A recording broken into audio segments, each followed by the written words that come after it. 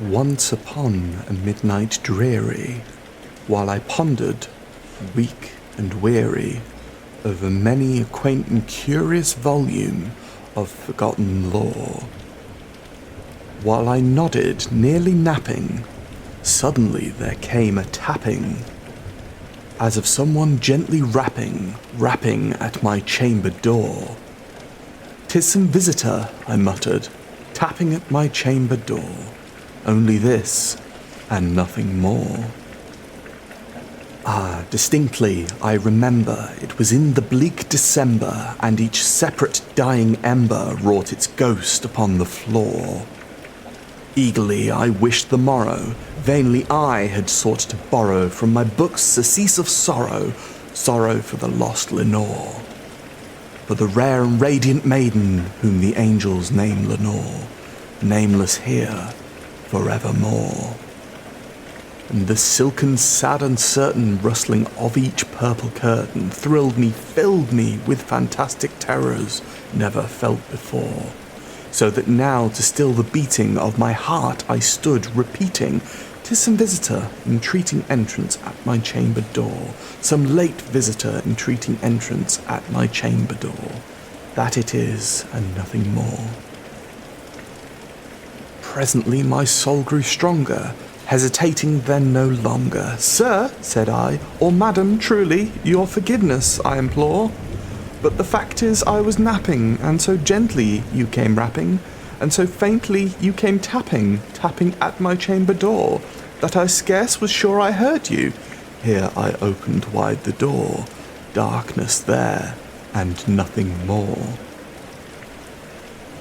Deep into that darkness peering, long I stood there, wondering, fearing, doubting, dreaming dreams no mortals ever dared to dream before. But the silence was unbroken, and the stillness gave no token, and the only word there spoken was the whispered word, "Lenore." This I whispered, and an echo murmured back the word, "Lenore." Merely this, and nothing more. Back into the chamber turning, all my soul within me burning, soon again I heard a tapping, somewhat louder than before. "Surely," said I, "surely that is something at my window lattice. Let me see then what thereat is, and this mystery explore. Let my heart be still a moment, and this mystery explore. 'Tis the wind, and nothing more." Open here I flung the shutter, when with many a flirt and flutter, in there stepped a stately raven of the saintly days of yore. Not the least obseisance made he, not a minute stopped or stayed he, but with mine of lord or lady perched above my chamber door. Perched upon a bust of Pallas, just above my chamber door, perched and sat, and nothing more. Then this ebony bird beguiling my sad fancy into smiling, by the grave and stern decorum of the countenance it wore. "Though thy crest be shorn and shaven, thou," I said, "art sure no craven, ghastly grim and ancient raven, wandering from the nightly shore? Tell me what thy lordly name is on the night's Plutonian shore." Quoth the raven, "Nevermore."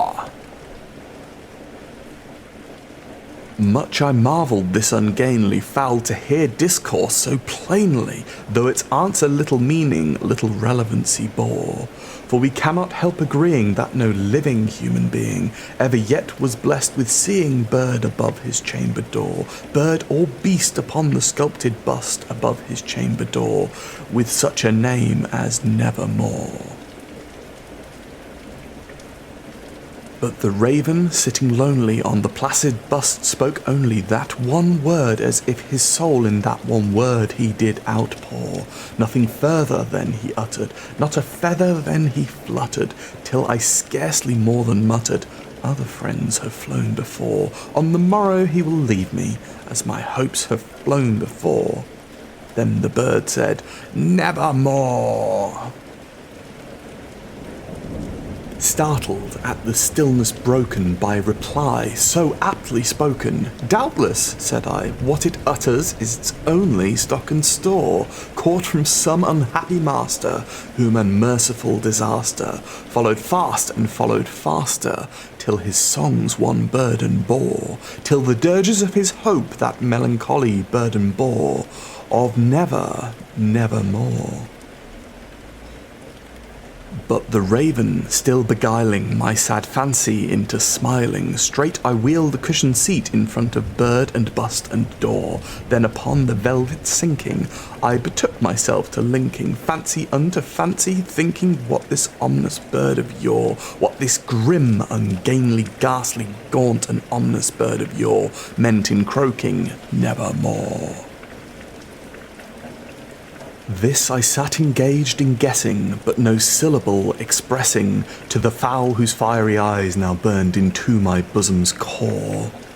This and more I sat divining, with my head at ease reclining on the cushion's velvet lining that the lamplight gloated o'er, but whose velvet violet lining with the lamplight gloating o'er she shall press, nevermore. Then, methought, the air grew denser, perfumed from an unseen censer, swung by seraphim whose footfalls tinkled on the tufted floor. "Wretch!" I cried, "thy God hath lent thee, by these angels he hath sent thee, respite, respite and nepenthe from thy memories of Lenore. Quaff, oh quaff this kind nepenthe, and forget this lost Lenore."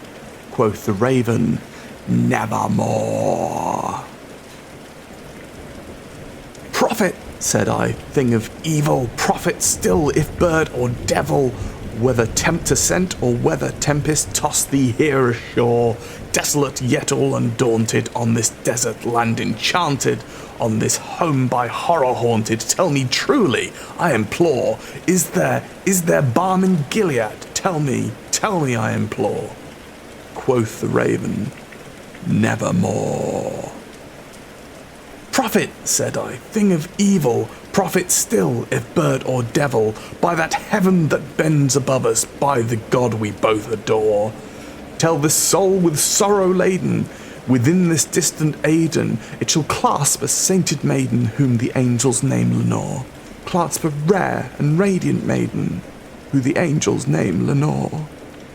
Quoth the raven, "Nevermore." "Be that word our sign in parting, bird or fiend," I shrieked, upstarting. "Get thee back into the tempest and the night's Plutonian shore. Leave no black plume as a token of that lie thy soul hath spoken. Leave my loneliness unbroken. Quit the bust above my door. Take thy beak from out my heart, and thy form from off my door." Quoth the raven, "Nevermore." And the raven, never flitting, still is sitting on the pallid bust of Pallas just above my chamber door, and his eyes have all the seeming of a demon's that is dreaming, and the lamplight o'er him streaming throws his shadow on the floor, and my soul from out that shadow that lies floating on the floor shall be lifted nevermore.